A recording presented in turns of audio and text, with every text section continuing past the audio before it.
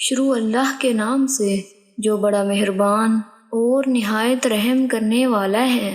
السلام علیکم ورحمۃ اللہ وبرکاتہ۔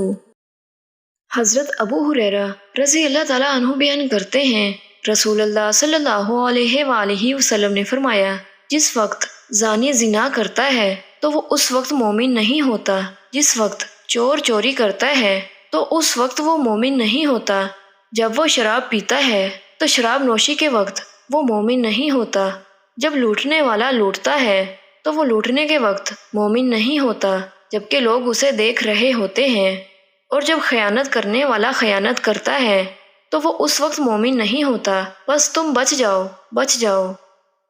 حضرت ابن عباس رضی اللہ تعالیٰ عنہ کی روایت میں ہے، جس وقت قاتل قتل کرتا ہے تو اس وقت وہ مومن نہیں ہوتا۔ اکرمہ بیان کرتے ہیں، میں نے ابن عباس رضی اللہ تعالیٰ عنہ سے پوچھا، اس سے ایمان کیسے نکال لیا جاتا ہے؟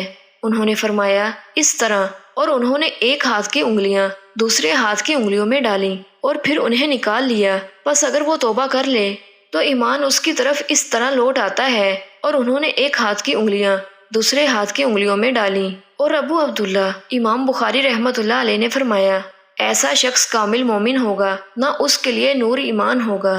یہ بخاری کے الفاظ ہیں۔